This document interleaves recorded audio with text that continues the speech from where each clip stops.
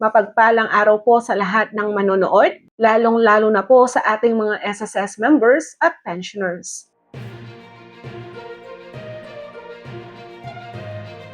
Ikaw ba ay SSS member at nais mong malaman kung paano makakuha ng 18 months advance pension sa iyong retirement? O ikaw naman ay isang SSS pensioners at gusto mong malaman kung bakit ka nakakuha ng 18 months advance pension nung ikaw ay nagretiro? O ikaw naman ay pensioners at nais mong malaman kung bakit hindi ka nakakuha ng advance 18 months pension? Lahat po yan ay ating sasagutin. Panoorin po ang video. Para po masagot ang mga katanungan na iyan, atin pong sasagutin kung ano ba ang 18 months advance pension. Ang 18 months advance pension, ito po ay isang option na pagpipilian para sa mga kwalipikadong SSS retiree, kung saan ang isang SSS retiree ay makakakuha ng 18 months advance. Ibig sabihin, kung ang isang retiree ay may computed na 10,000 pesos pension kada buwan sa SSS, imumultiply lang natin ito ng 18. At ang sagot, yan ang magiging advance pension ng isang retiree. Ito ay ibibigay ng isang bigayan. Ang tanong, paano ba makakakuha ng 18 months advance pension? Para masagot ang tanong na iyan, kailangan na meet mo ang mga qualifying condition ni SSS para makakuha dito. Una, kailangan meron kang 100 monthly contribution sa SSS para ma-qualify sa 18 months advance pension kung ikaw ay magre-retiro. Ibig sabihin, ang iyong monthly contribution sa SSS ay hindi bababa sa 120.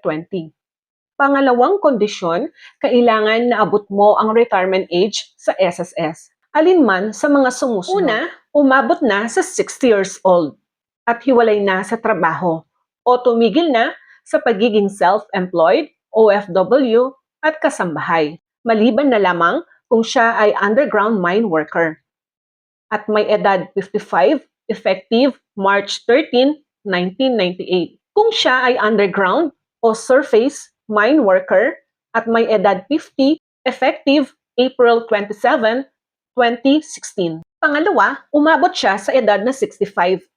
Nagtatrabaho man o hindi. OFW, self-employed, kasambahay man o hindi.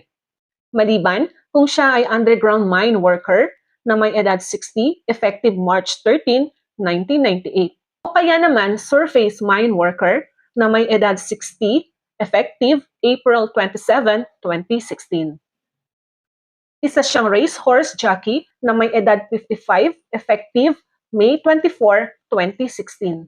Pwede na silang magretiro sa edad na ganito. Paalala lamang po sa mga magre-retire sa SSS para makakuha ng option na ito, kailangan upon application ng inyong retirement sa SSS, piliin po ang option na ito sa inyong form para makakuha ng 18 months advance pension. Pabuuan po bilang summary ng ating ipinaliwanag kanina, kung wala po kayong hulog na 120 monthly contribution bago ang semestre ng inyong pagre-retiro, hindi po kayo makakakuha ng 18 months advance pension. Bukod sa 120 monthly contribution na dapat meron kayo, kailangan din umabot kayo sa retirement age ng SSS. Tandaan lamang po, ang 18 months advance pension ay para lamang po sa mga retiree pensioners.